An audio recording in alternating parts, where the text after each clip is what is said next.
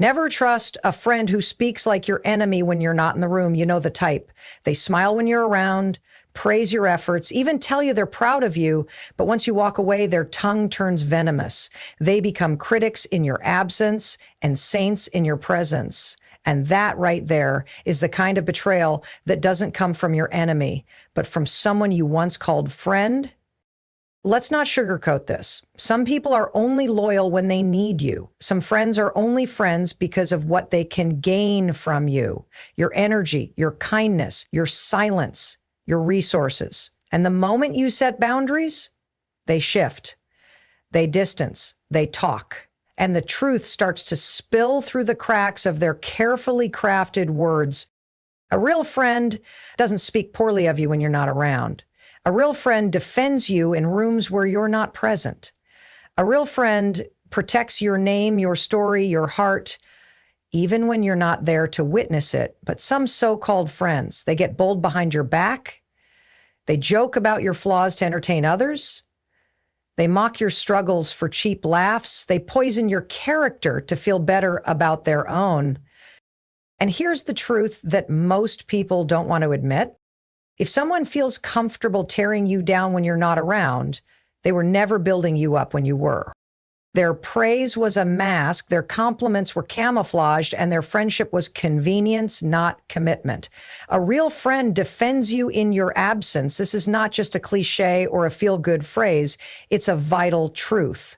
Loyalty isn't proven when everything is going well and you're standing right next to someone. It's proven in rooms you'll never enter, in conversations you'll never hear, and in moments when your name is mentioned without your presence. When someone is truly your friend, they don't just support you when you're watching, they protect your name when you're not. They speak of you with the same honor and respect whether you're sitting across the table or miles away. It's easy to compliment someone when they're present. It's easy to smile, agree, nod, and even pretend to care. But when you're not there to see or hear it, that's when someone's true character is revealed. What they choose to say or not say when your back is turned is what defines the weight of their loyalty. And this is where so many people get it wrong. They assume friendship is about proximity, shared memories, or how long you've known someone. But none of that matters if the same friend who hugged you yesterday is letting others drag your name through the mud today. It doesn't matter how many good times you've shared if they're now sitting quietly while someone disrespects you. That silence, that inaction, that's betrayal in its most subtle and dangerous form. Because silence is not neutral. When someone stays quiet in the face of injustice, especially when it's aimed at someone they call a friend, they've made a choice. They've chosen not to stand for you. And if they're not standing for you when it matters most, you need to question if they were ever standing with you at all. You have to understand something critical about loyalty. It's not loud, it's not performative, and it's not for show.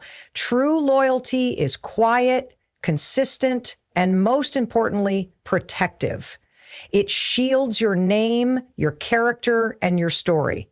It doesn't allow your vulnerabilities to become entertainment for others. It doesn't use your pain as punchlines. And it certainly doesn't stand by while others minimize your worth. The moment someone lets others talk about you in a disrespectful way and they say nothing, they've failed the friendship test.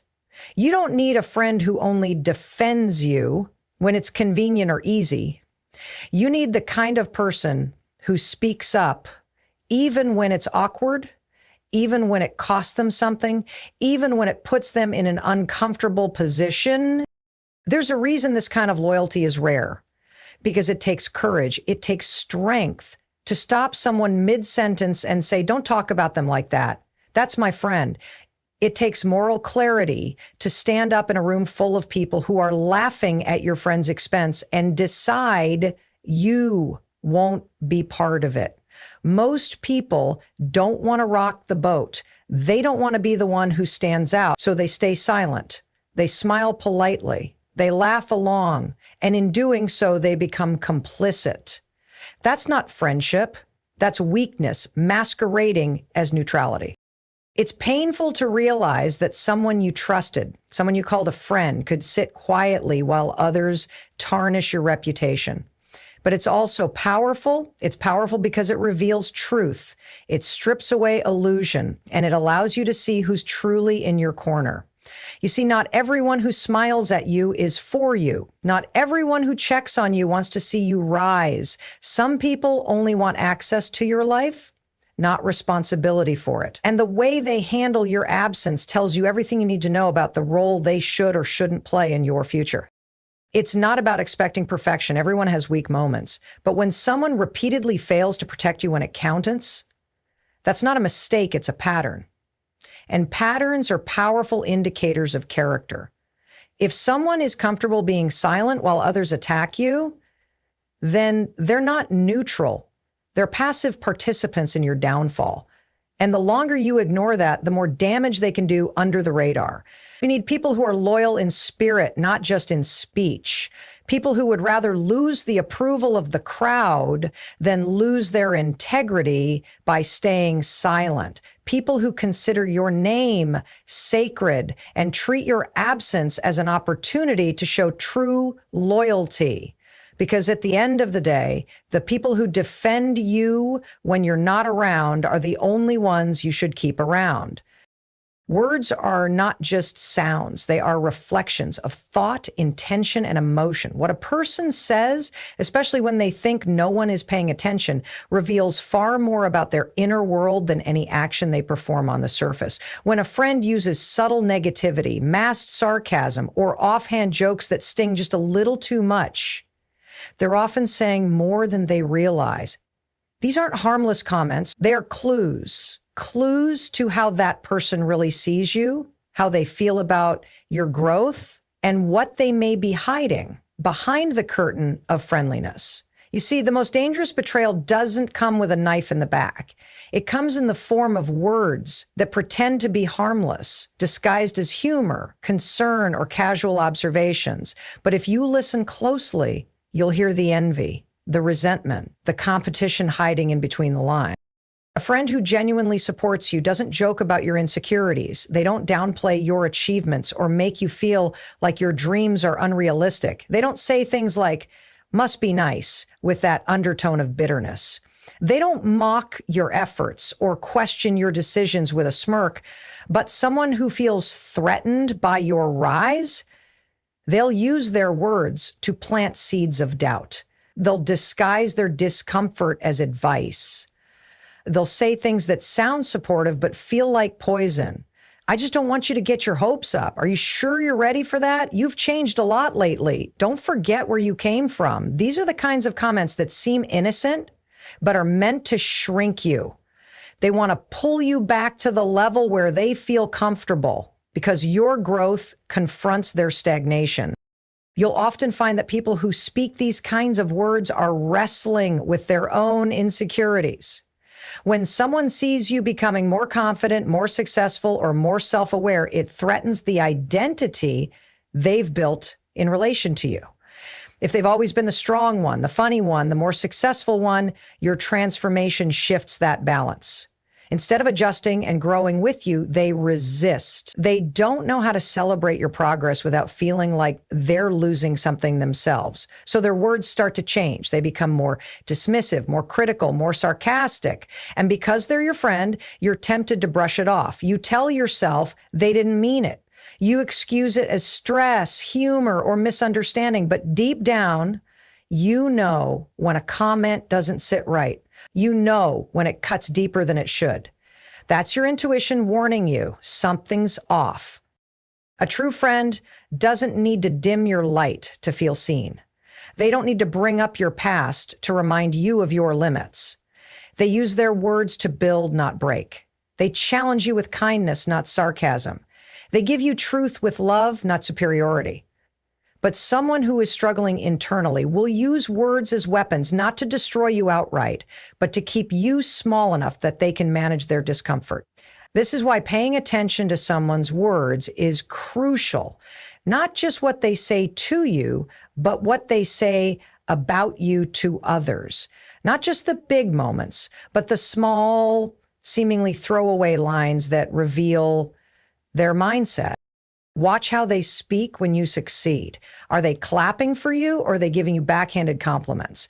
Are they genuinely excited, or do they find ways to poke holes in your joy? Are they asking questions out of interest, or are they digging for reasons to discredit you?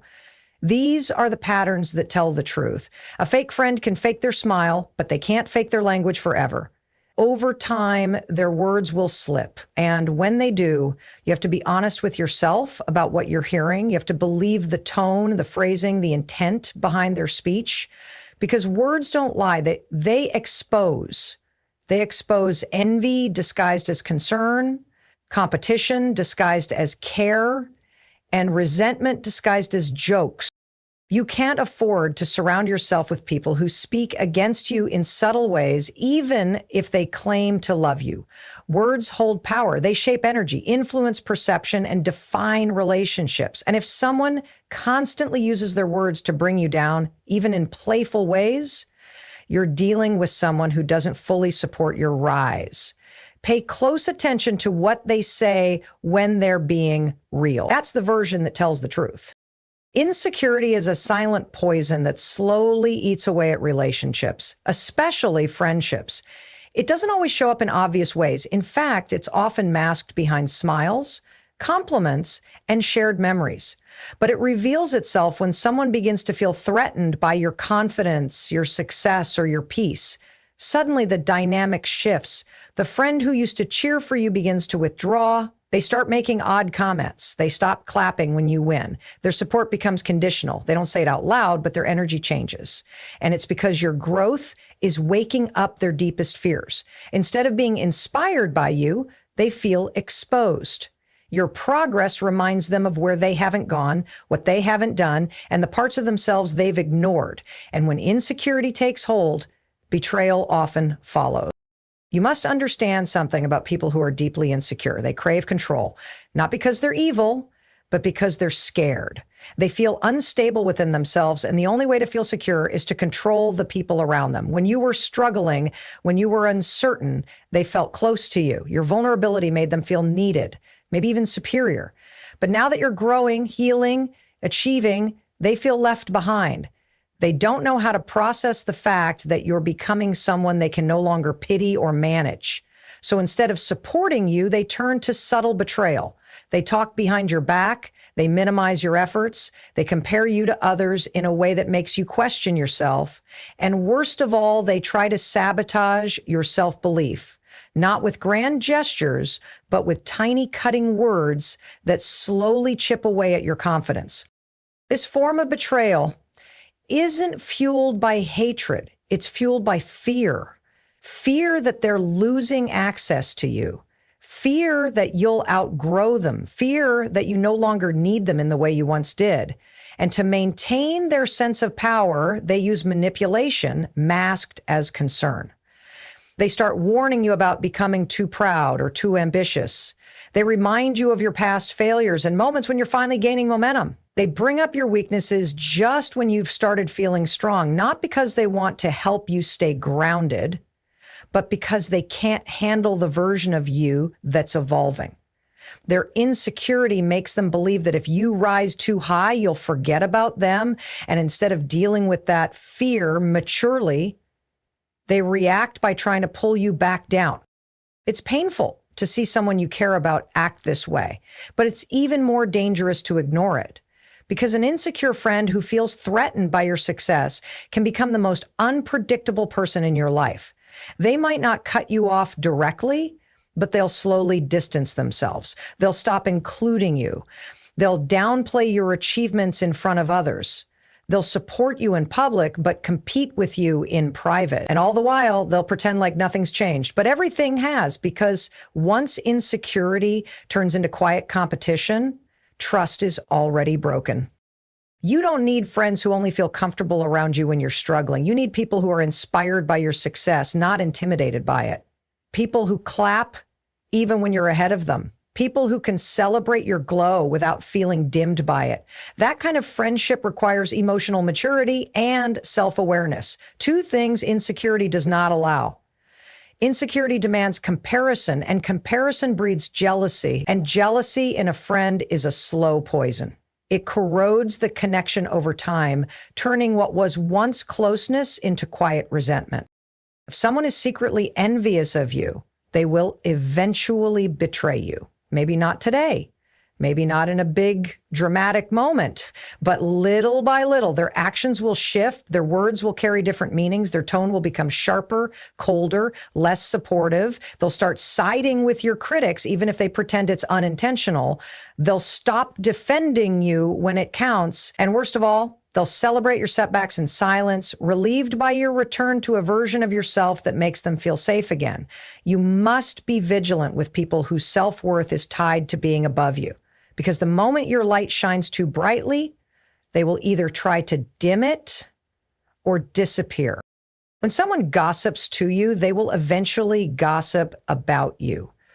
This isn't a possibility, it's a pattern. It's human behavior laid bare. The moment you witness someone consistently speaking negatively about others who aren't present, you're getting a preview of how they'll eventually treat you the moment you leave the room. No matter how charming, warm, or loyal they may seem in your presence, their willingness to tear others down behind their backs is a sign of a deeper flaw in character. If their loyalty ends when someone walks out the door, then it's not loyalty, it's convenience. Because a person who feels comfortable spreading someone else's secrets, mocking someone's mistakes, or twisting someone's truth will not hesitate to do the same with yours when it suits them. People reveal themselves through the way they handle information. A trustworthy person guards conversations. They protect the privacy of others. They don't see sensitive details as entertainment or currency, but someone who thrives on gossip sees every secret as a stepping stone. They use it to build connections with others, thinking that by sharing dirt, they're becoming more likable or trustworthy. But there's nothing trustworthy about someone who turns relationships into a game of information control. You may feel close to them at first. You may even feel special, thinking they trust me enough to tell me this. But that same pattern is a warning, because what they're doing with others' reputations, they will eventually do with yours. The habit of gossiping is never harmless. It creates a culture of fear, distrust, and insecurity. It breaks down the foundations of any relationship, because the more someone gossips, the more you start to wonder, what are they saying when I'm not around? If you've heard them casually assassinate someone else's character, joke about their pain, or distort someone's truth just for entertainment, you can't ignore that. It's not about being judgmental. It's about being wise. It's about recognizing patterns of behavior that are toxic, even if they come wrapped in a smile. And it's about understanding that someone who takes joy in tearing others down does not possess the emotional maturity to be trusted with your truth. There's a false sense of closeness that comes from gossip. It feels like bonding. It feels like intimacy. Two people sharing confidential information can feel powerful and connected. But that connection is built on the destruction of someone else's trust. And anything built on destruction cannot last. What starts as a whisper about someone else can turn into a storm against you. And by the time you realize it, the damage is already done. The people who gossip the most are usually the ones who fear confrontation. Instead of addressing their issues directly, they vent sideways. They release their frustrations through others, dragging reputations along the way. So the friend who gossips might seem loyal to you now, but the moment they're upset, disappointed, or jealous, they'll take the same energy and aim it at you. Even worse, gossipers often disguise their betrayal as concern. They'll say, "I'm only telling you this because I care," or "Don't repeat this, but I thought you should know." They act like they're doing you a favor, giving you insight, but what they're really doing is spreading negativity and setting you up to distrust others. This kind of manipulation is subtle but dangerous. It keeps you anxious, constantly wondering who's talking about who, and makes you paranoid about your own standing in the group. That's not friendship, that's toxicity. And it's often perpetuated by people who are deeply insecure needing to feel important by having inside knowledge about everyone else's life. A real friend doesn't talk about others behind their backs. They talk to them face to face. They handle conflict directly. They speak truth with love. And if they hear something damaging about someone else, they don't pass it along like gossip. They hold it with integrity. They understand that words have weight and reputations matter. They treat other people's stories with the same care they'd want their own to be treated. That's the kind of person you can trust. That's the kind of person you can build with. So when you encounter someone who constantly talks about others in private, someone who shares what's not theirs to share, exaggerates flaws, or takes pleasure in others' mistakes, understand that you're not exempt. No matter how close you feel to them today, you are not the exception to their rule. Eventually, your name will be next. You can tell a lot about a person by how they react to your boundaries. Some people respect them immediately, understanding that your needs and limits are not personal attacks, but necessary expressions of self-respect. Others, however, push back, test your limits, and act offended that you even dared to draw a line in the first place. That reaction is revealing because a true friend doesn't get upset when you communicate a boundary. They get curious, compassionate, and respectful, but a manipulative or selfish friend will treat your boundary as a betrayal. They'll make you feel guilty for honoring your own needs, as if self-protection is somehow a form of rejection. And when someone tries to make you feel bad for choosing peace, space, or silence, they're not just misunderstanding you. They're revealing who they really are underneath the mask. A person who struggles with your boundaries is usually someone who benefited from your lack of them. They liked you when you were always available, always agreeable, always saying yes, even when you were running on empty. They liked the version of you that prioritized their comfort over your own. But the moment you begin to protect your energy, say no, or create space, their tone shifts. Suddenly, you're the problem. You're changing. You're cold. You're selfish. But in truth, what's happening is that the balance of power is shifting. You are reclaiming control over your life, and they don't know how to handle it without losing their influence over you. People who get angry at your boundaries are often the ones who never intended to honor your worth in the first place. They liked the arrangement as long as it worked in their favor. They liked the dynamic when you were overgiving and they were overtaking. So when you begin to stand tall and choose what's best for you, they feel like something's being taken away from them, when in fact you're simply reclaiming what was never theirs to begin with. Your time, your space, your right to choose. And the moment you assert those rights, their real feelings emerge. No more pretending, no more false kindness. You begin to see the entitlement behind their smile.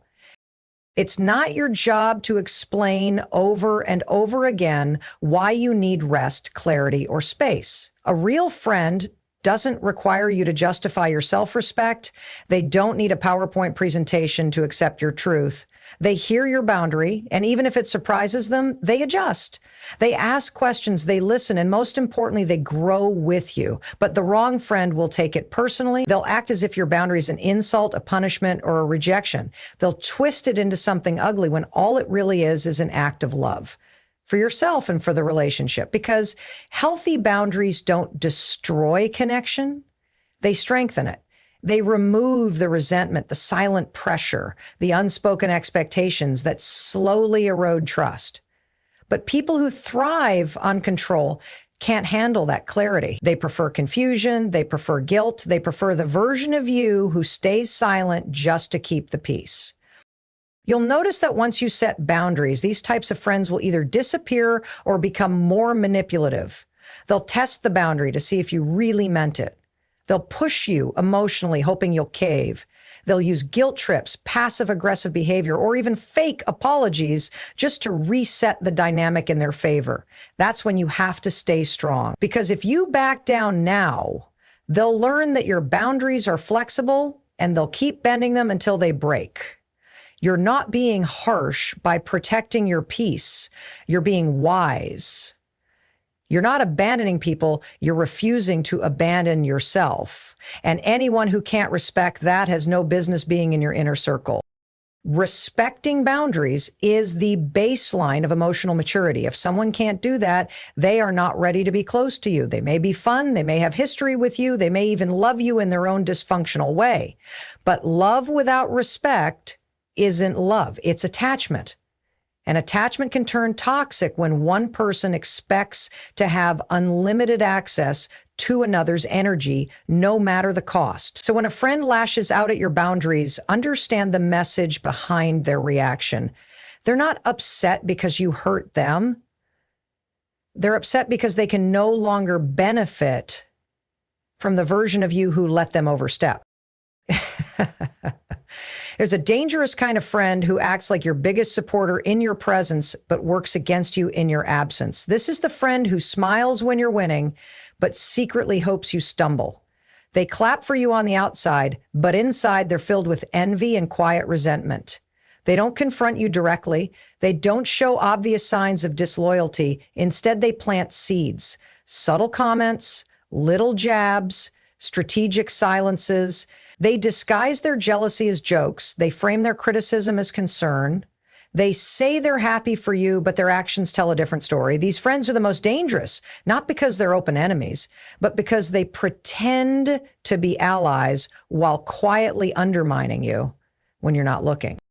You'll often find this type of person mirroring your energy, trying to stay close as long as they feel they can keep up.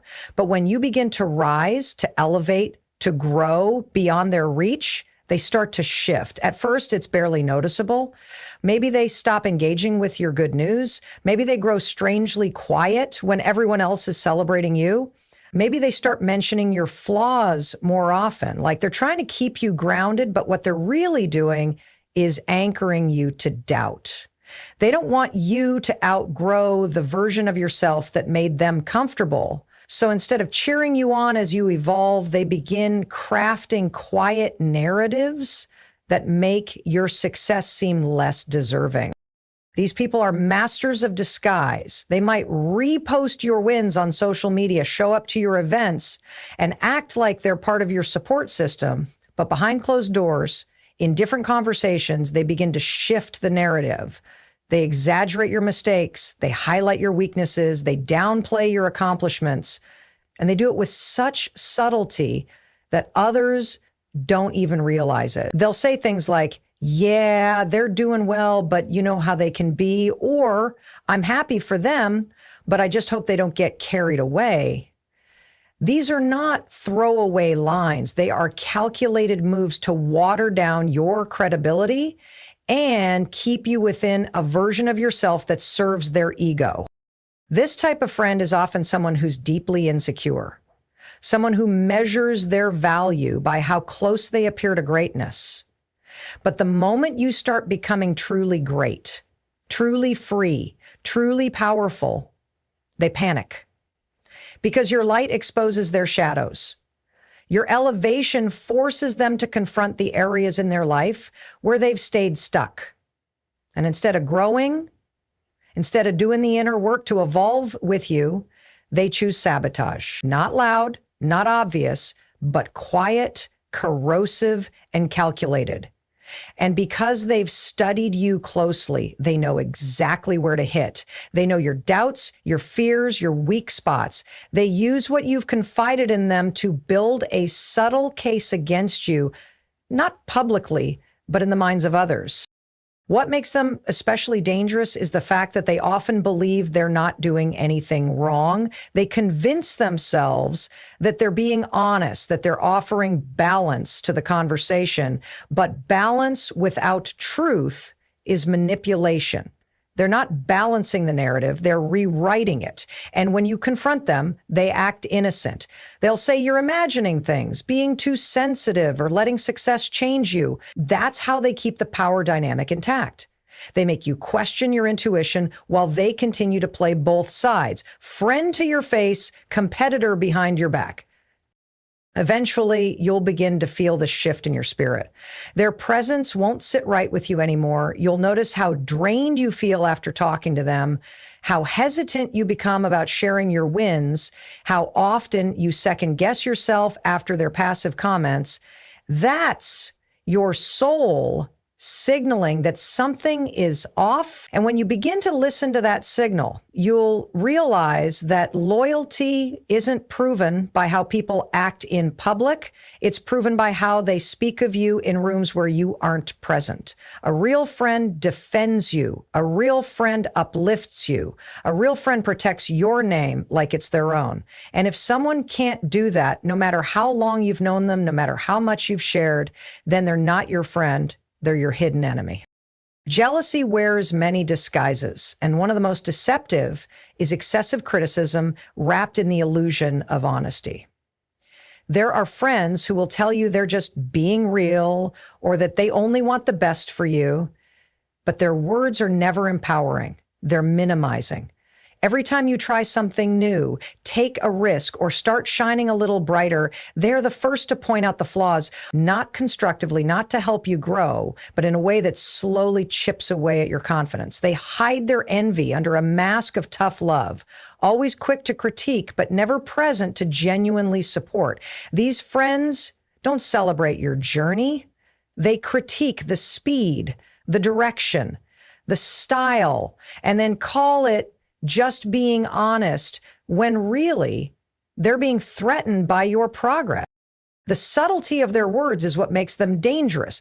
They'll say things like, "Are you sure you can handle that?" Or "Don't get your hopes up too much," planting tiny seeds of doubt every time you try to move forward. They might question your decisions, not because they're concerned, but because they can't stand seeing you believe in yourself. And when you succeed, their compliments sound like warnings. "I hope this isn't a one-time thing. Let's see how long that lasts." They never give you full permission to feel proud. They want you to stay grounded, but their definition of grounded is actually just stuck in the same place where they feel safe seeing you. These people often don't even realize they're acting from a place of envy. Their ego masks it with superiority. They think they know better, so they feel entitled to give you their unsolicited advice, but it's rarely helpful. Instead of pushing you forward, it makes you shrink. Instead of giving you perspective, it fills you with hesitation.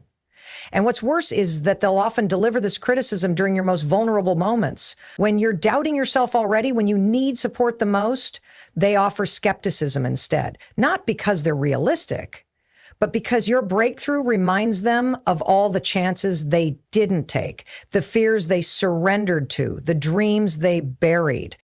Their criticism usually has a pattern. It's never balanced. They rarely acknowledge your efforts, your growth, your courage. Instead, they focus on the gap, on what you haven't done, on what could go wrong. Their praise, when it comes, feels forced, brief, or conditional. They might say, "That's cool, but don't forget where you came from," or "Good job, but you still have a long way to go."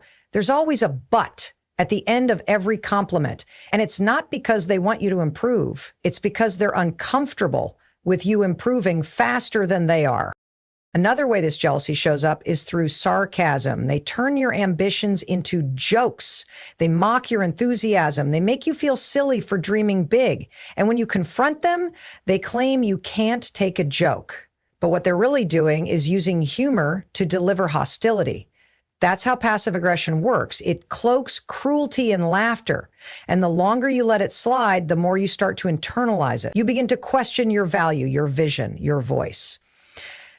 That's how people with low self-worth infect the people around them.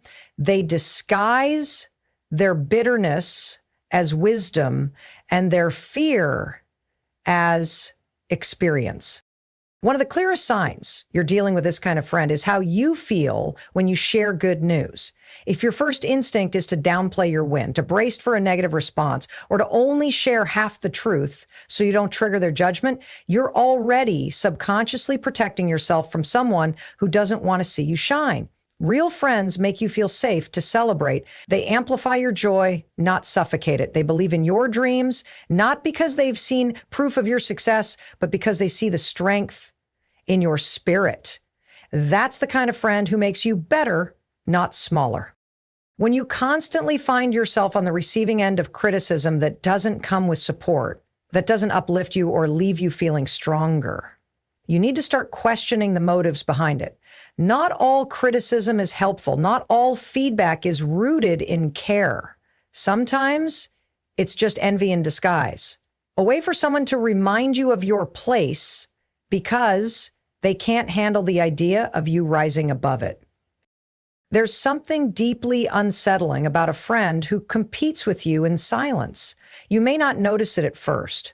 It doesn't look like open rivalry or blatant comparison. Instead, it shows up in subtle ways. When you accomplish something, they suddenly need to mention their own achievement. When you share a success, they shift the spotlight back to themselves. At first, it seems harmless, maybe even coincidental. But over time, you begin to notice a pattern. Every time you rise, they feel the need to rise higher, not with you, but against you. Their energy shifts from shared joy to silent calculation. They no longer listen to your progress to celebrate. It becomes data for their own scoreboard. That's not friendship. That's a competition they never told you were in. You'll sense it when their tone changes in conversations where you're doing well. They'll downplay your progress, shift the conversation, or respond with a half-hearted, "that's cool," before jumping into what they're working on. It's not that they're ambitious. It's that they can't stand not being the one in the lead. And when someone can't be genuinely happy for you without comparing it to their own situation, they're not a friend. They're a silent rival. Real friends don't measure themselves against you. They're not intimidated by your growth because they know your success doesn't threaten theirs. But these types of people see everything as a ranking, and they refuse to let you be ahead, even if that means faking support while secretly hoping you'll stumble. They might even imitate you, not out of admiration, but out of competition. They'll suddenly be interested in what you're doing, not to collaborate, but to outperform. If you start a new project, they start one too. If you gain attention, they seek ways to outshine you. And yet, they'll act like it's all coincidence. They'll never admit they're competing because doing so would expose their insecurity. So they play the role of the supportive friend while quietly positioning themselves as the better one. And the closer they are to you, the more subtle and dangerous this becomes. Because they know your goals, they know your doubts, they know exactly how to push ahead without making it obvious they're trying to leave you behind. You'll start to feel the strain. You'll hesitate before sharing good news because you're tired of the comparison game. You'll notice that your biggest wins feel smaller when shared with them because they can't just let you have your moment. There's always a shift, a redirection, a competition for attention. Even their compliments feel transactional, as if praising you costs them something. And when they finally do something noteworthy, they expect your full attention, your full celebration, your full support, but they rarely offer the same in return. That imbalance is not accidental. It's the result of someone who sees friendship as a platform, not a partnership. What makes this more painful is that these friends often come across as ambitious or driven, traits we usually admire. But ambition without emotional maturity can be corrosive. If a person's drive makes them envious, jealous, or bitter when others succeed, then their success will always come at the expense of their relationships. And if you're in their path, they will eventually see you not as a friend, but as a threat. The irony is these individuals rarely admit to themselves that they're competing. They tell themselves they're just motivated or that they're inspired by you, but inspiration doesn't feel like rivalry. It doesn't drain you. It doesn't make you question whether sharing your progress will be used against you. True inspiration builds connection. Sometimes they'll even celebrate your failures more enthusiastically than your victories. You'll notice it in their tone, their timing, their passive sympathy that feels a little too satisfied. Because deep down, your struggle reassures them. It confirms their belief that they're still ahead, still superior, still the one with the upper hand. And when your life starts aligning, when things begin going well for you, they can't hide the discomfort. It leaks out in their jokes, their forced laughter, their quiet withdrawal. That's when you know they were never rooting for you. They were racing you, and you just didn't know you were part of the race. Being around someone like this leaves you emotionally exhausted. It makes you doubt your joy, question your value, and dim your light just to avoid triggering their insecurity. That's no way to live, and it's certainly no foundation for friendship. A real friend doesn't want to beat you. They want to build with you. They don't keep score. They don't view your growth as a threat. They stand beside you, not behind you in envy, or in front of you in silent competition. Because real friendship is not a race. It's a shared journey. One of the most painful realizations in life is understanding that some people you called friends were only around because of what you could give them, not because of who you truly are. These are the friends who value you as long as you're useful, but the moment you stop serving their needs, they vanish. They aren't loyal. Their friendship is conditional, transactional, and often self-serving. At first, they seem supportive, always there when you're in a good place. They cheer your successes, borrow your time, ask for favors, and expect you to do the same without hesitation. But when challenges arise, when you need support or understanding, they become distant, cold, or entirely absent. This kind of friendship is a trap, one that drains you emotionally and leaves you questioning your worth. The reason they stay close when things are going well is simple. You're beneficial to their image, their ambitions, or their needs. Maybe you provide connections, resources, or validation. Maybe you offer an emotional safety net or a sense of importance. But the moment you stop being a resource, or when your circumstances change, their true colors come out. Suddenly, they're too busy, too tired, or simply unavailable. When they don't return your calls, don't check on you, don't offer help, their loyalty was never about you. It was about what you represented to them at that time. And when you're no longer useful, you become invisible. This type of friend often hides behind excuses or passive behavior. They don't announce they're leaving. Instead, they slowly fade away. They stop sharing their life with you, stop inviting you to events, stop making plans. When you ask what's wrong, they deflect or say they're just busy. But the truth is clear in their absence. The friendship was conditional, based on your ability to serve their interests. And once that's gone, so are they. This kind of abandonment is not just disappointing, it's damaging. It shakes your trust in people and makes you question the authenticity of every relationship you've ever had. It's important to understand that this behavior reflects more about them than about you. People who treat friendship like a transaction often struggle with empathy, commitment, and emotional depth. They may be focused on their own survival or success to the point where genuine connections take a back seat. They may not even realize the pain they cause, or they may not care enough to change. Either way, their presence in your life is a lesson in discernment. They teach you that not everyone deserves your time, your energy, or your trust. Recognizing this kind of friend is crucial for your emotional health. It helps you stop investing in one-sided relationships that leave you feeling depleted and unappreciated.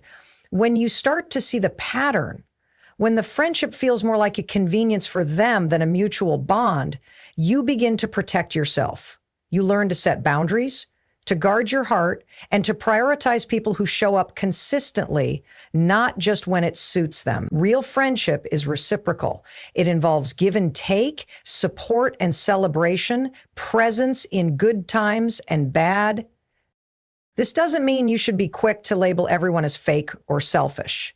People have phases where they might be less available due to personal struggles, but true friends communicate and make an effort to stay connected. The difference is in intention and consistency. A real friend will explain if they're going through something and will try to maintain the connection even in difficult times.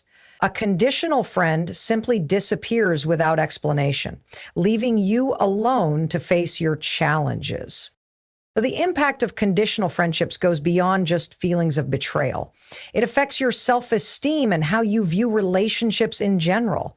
You might start to believe that loyalty is rare, that people are only in your life for what they can get, and that vulnerability is dangerous. This mindset can make you close off from future connections, which only isolates you further. But the truth is, not everyone is like that. There are people who will stand by you no matter what. The challenge is learning to recognize the difference early on and to invest wisely. Sometimes the harshest lesson is that you have to let go of these conditional friends to make space for healthier, more genuine relationships. Holding on to someone who only values you when it's convenient keeps you stuck in cycles of disappointment and mistrust.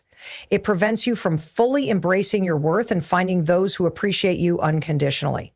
Letting go is not a sign of weakness or failure. It's an act of self-respect and growth. You also have to become your own best friend in the absence of reliable companions. When people disappoint or abandon you, it's essential to find strength within yourself. Cultivate self-love, resilience, and confidence so you're not dependent on others' approval or presence to feel whole. True friends complement your strength. They don't create it. By standing firm in who you are and what you deserve, you attract the right people and repel the wrong ones. It's also important to reflect on your own patterns in friendship. Sometimes we unconsciously attract or tolerate conditional friends because of past wounds, low self-esteem, or fear of loneliness. Healing yourself and setting clear boundaries raises your standards for who you allow in your life. You stop settling for less than you deserve and begin to build connections based on mutual respect, loyalty, and genuine care. This process takes time and patience, but it's the foundation of lasting, meaningful relationships. The friends who stick around through thick and thin are rare and precious. They don't disappear when things get tough. They don't turn their backs when you're no longer useful. They are the ones who celebrate your success, comfort your failures, and stand beside you even when there's nothing to gain. These are the friends worth holding on to, worth trusting deeply, and worth investing your heart in. Learning to identify who truly belongs in that category is one of life's greatest gifts and one of the most important steps toward a fulfilled, supported, and joyful life. Never trust a friend who speaks poorly behind your back, who poisons your name, who jokes at your expense, who keeps quiet while others disrespect you. Trust the one who corrects you to your face and defends you in your absence. Trust the one who speaks truth, even when it's uncomfortable, but does so with love and respect. Trust the one who lifts you when you're low and celebrates when you're high, not the one who disappears in both. Your circle is sacred. Your energy is sacred. Your name is sacred. Don't let anyone disrespect it in the name of friendship. You deserve better. And starting today, you choose better.